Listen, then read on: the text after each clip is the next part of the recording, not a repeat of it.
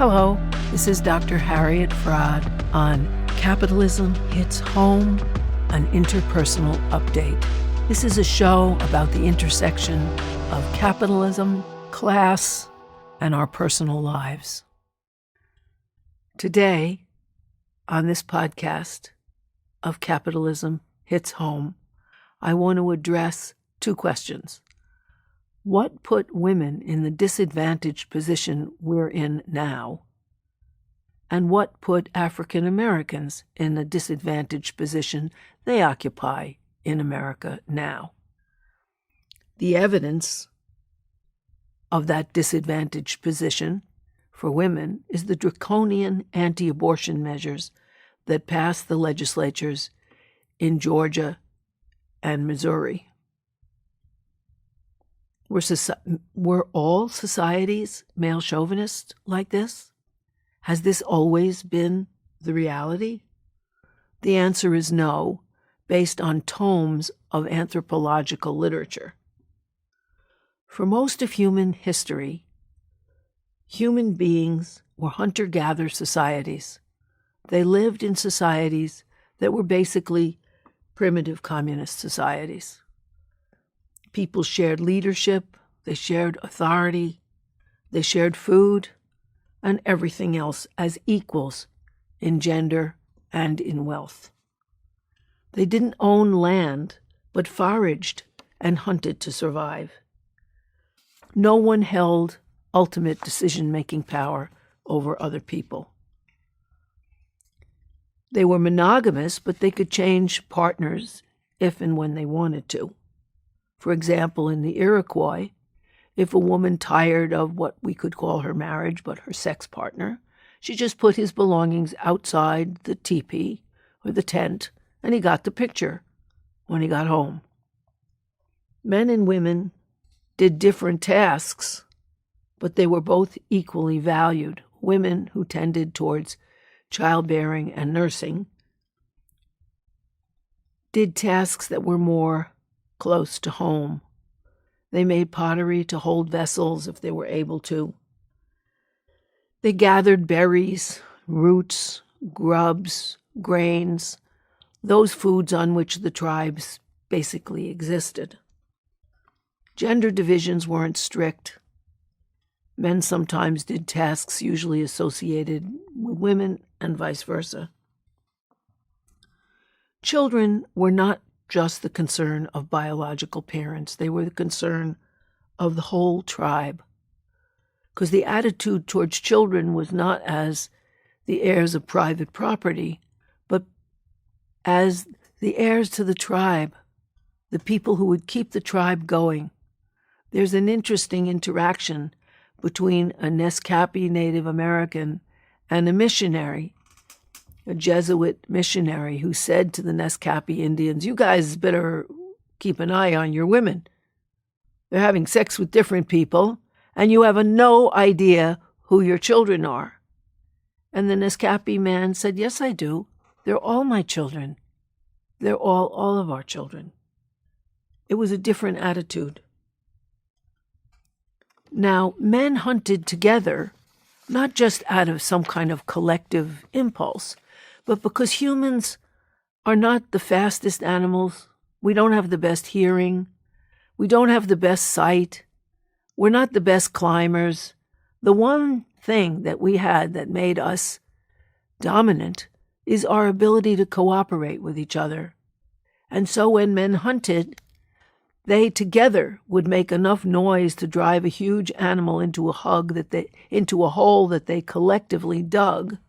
And then when the big beast was trapped in the hole, they would throw stones and spears at that beast and then carve it up in equal portion and send it to the people of their tribe. Nobody got more. Hunting could also be successful or unsuccessful. So the tribes basically subsisted on what women gathered, whether it was honey or greens or grubs or roots or grains. And these things have been very carefully established. Anybody who wants references can write to me. Now, what happened to transform these egalitarian primitive communist societies into the economically grotesque inequality and sexism we have in societies today? Well, the transformation came about with the acquisition of private property. When people figured out how to trap animals and keep them for milk or meat, or how to farm and expect regular crops, they got more than out of the crops and out of the animals than they did if they hunted. So they had an incentive to keep it for themselves.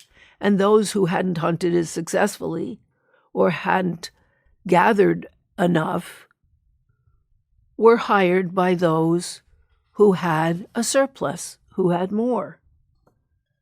So that you started having a class system, and you started having private property, and you started having inequality between those who had greater herds and those who had lesser and who were therefore hired.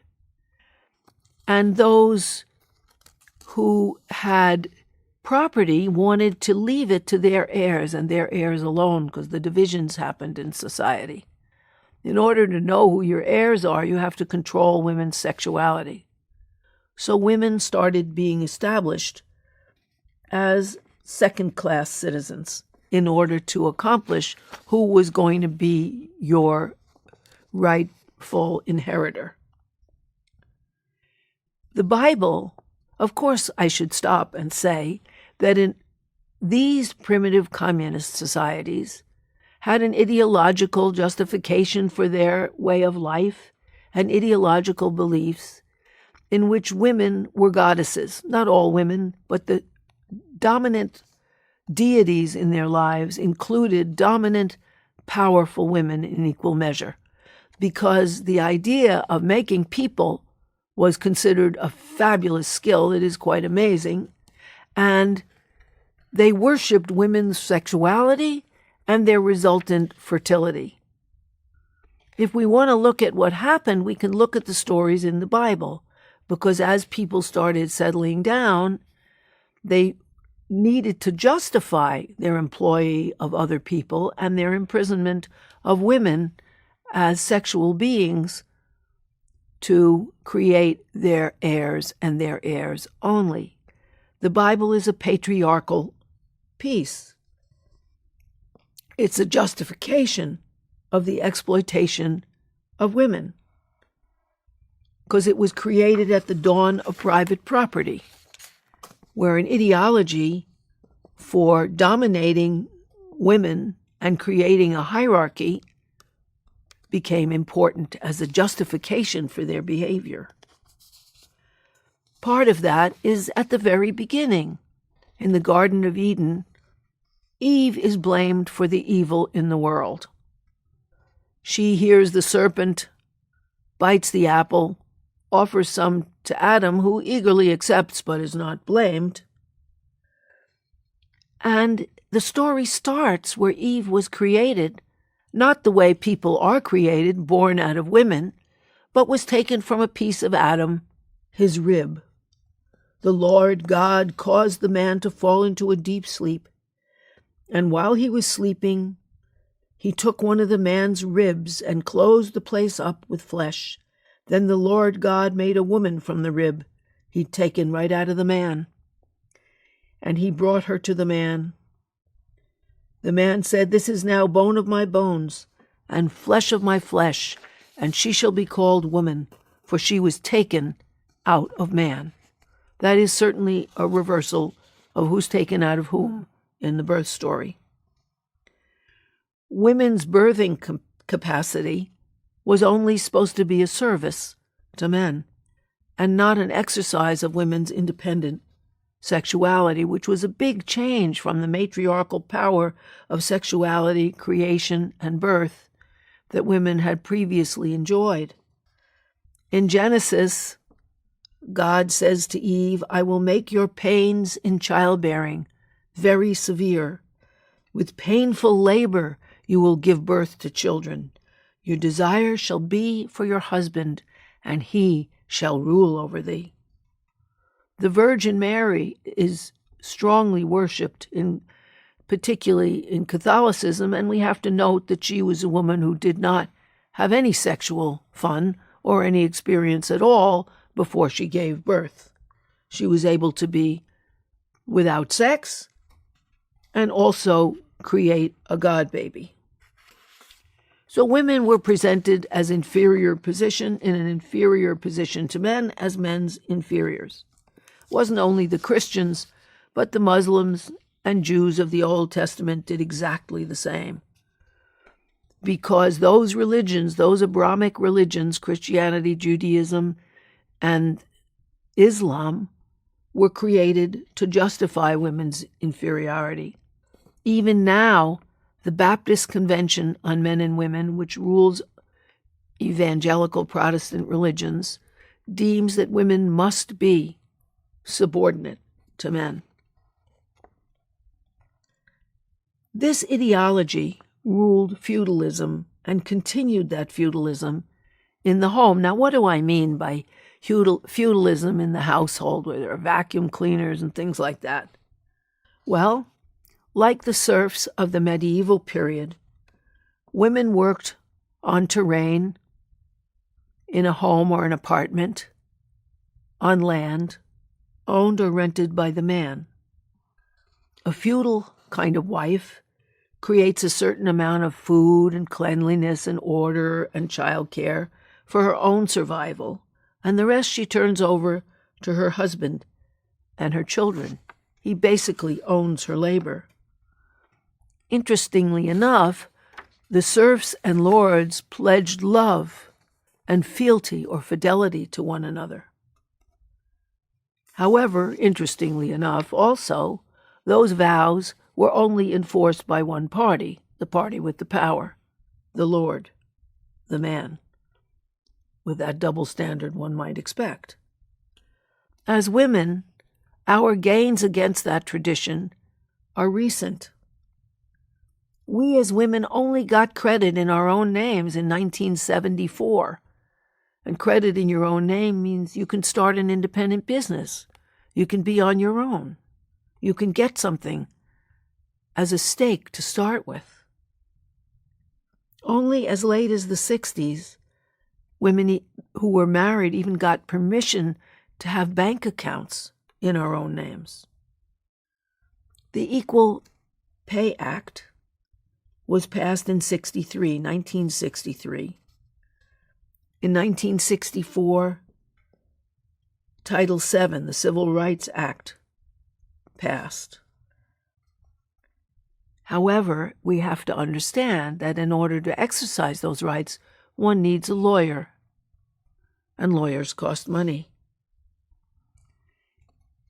In 1972, Title IX prohibited sex discrimination in all aspects of education. But the recent rapes in schools have shown us that women didn't get that protection. In fact, if you want to get that protection, you need an expensive lawyer, once again. In 1973, the United States passed Roe versus Wade, the Supreme Court did, saying that abortion was a basic right. By 1989, it was already beginning to be taken away because the court affirmed the right of states to deny public funding for abortions and prohibit any public hospitals from performing abortions. In 2019, Georgia and Missouri basically abolished abortion. They created a fetal heartbeat rule, which we have to understand the fetal heartbeat starts at about 2 months, and women don't usually even know they're pregnant at that time. They can't even hear the heartbeat. Even in the discrimination acts like the Lilly Ledbetter Fair Pay Restoration Act, which allowed victims, usually women, of pay discrimination to file a complaint with the government against their employer within 180 days of their last paycheck. However, In order to grieve an unjust firing, you'd either have to get an expensive lawyer or, as in most cases, employers now force employees to sign that they will go to mediation. The mediators are paid by the employers, so you can imagine that might create some bias.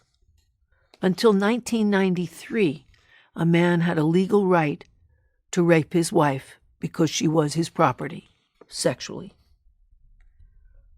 Now, ever since the Bible affirmed it, women's hard labor, their caring for men and children, and their sexual labor pleasing men, was attributed to a biological necessity, that women, by our very gender, by our sexual organs, were destined to serve men, just as serfs, by their birth, had the destiny of serving the lord of the manor, and the Catholic Church justified it. By ascribing women's hard labor to biological necessity, it's disqualified from the world of work. And we live with the results of that. This was made even worse by the women's liberation movement's influence of Gloria Steinem, who was part of something called the Great Wurlitzer. It was an FBI, CIA operation that invested huge money into making sure that the women's liberation movement was a gender-only movement, because class was what challenged the status quo. They would allow women to be equal in our unequal system. Reluctantly, but they would. Under Steinem's leadership, we defined traditional household labor and child rearing for women as shit work, really. That's what it was called. And we didn't value it. In fact, there is no study now that talks about what you learn from taking care of vulnerable life, what you learn for creating order and cleanliness. In the movement, and I am guilty as a founding mother of the feminist movement, which was the women's liberation movement then, we were striving for equal opportunity in politics, in law, and in the economy. We left out the huge number of women who took pride in and identified with their traditional labor in the household and child rearing. That was a big mistake. A big mistake. Part of that labor is emotional labor, what you do to make things work well, what you do to comfort people, what you do to make things work because you're kind, the emotional labor that it takes, often disguising your own feelings in order to help someone else. That emotional labor has only really been explored by me and by Arlie Hochschild, who first used the word emotional labor in 1983. The left has not valued that labor, to our terrible detriment. Well, how did Steinem get such control over our movement? For two reasons. One is we were so naive. We didn't think of the CIA and the FBI influencing us. Terribly naive. I remember myself when Gloria Steinem brought in Ms. Magazine, and we thought, wow, that's so great. We have this glossy, beautiful magazine, and we don't have to have any ads. We didn't say, wait a minute, who's paying for it? And therefore, our movement did not require that we value emotional labor, so people like nurses' aides, poorly paid people at the bottom of the hospital prestige and pay chain, could get extra for their emotional labor, nor could child care workers, who are among the poorest paid workers in the United States, nor could health care workers, among the poorest paid laborers in the United States. Those were huge mistakes that cost us and are still costing the left. The right wing has taken the mantle of valuing that labor, although in name only and not in deed. They have done nothing to reward women's pay for their work in the home, to create child care centers. We should have demanded low-cost quality restaurants that were family and child-friendly, like McDonald's, but with quality, subsidized food. We could have required and should have fought for quality universal child care like they have in France and Sweden and so many other countries that are wealthy. In fact, we're the only one without many of these provisions. We could have provided free medical care, Medicare for everyone, which is Bernie Sanders is bringing to the fore now as policy, only now, and that was the 1960s. We could have demanded paternity and maternity leaves together, and we could have taught men the value of that labor, and so that we could share it. It doesn't inspire men to share it if you're calling it shit work. And because we didn't make those demands, we missed a lot. And we missed a lot economically, and I'll show you why. If you look at women's pay at any given amount of time, women make about 80 cents of the male dollar for similar work. But if you look at women's pay over a 15-year period, you see that women make 42% of what men earn. Because if you take time out for child rearing or elder care or maintaining homes, then you don't get seniority, you don't get the same promotions, and you accumulate far less wealth and far less opportunity. Women lose approximately $1 million because of the time, over their working lifetimes, because of the time they take out to fulfill domestic responsibilities. What we need now to change the disadvantaged position of women is to value traditional labor and services and demand that they be rewarded. And that would mean that menial labor is rewarded because as an extension of women's labor, it's devalued. We would demand equality in private life and personal life, as well as economic and legal and political life. As American capitalism degenerates into raw greed and exploitation and grotesque inequality, we have to realize that the fight for women is not a fight for an equal position within a more and more unequal society, but a fight for equality throughout our society. And we need to end the conditions that allow domestic feudalism by gender and create an egalitarian America. That's the end of part 1. Thank you for listening. This episode has been brought to you by Democracy at Work. Please support our work. Visit our website at democracyatwork.info.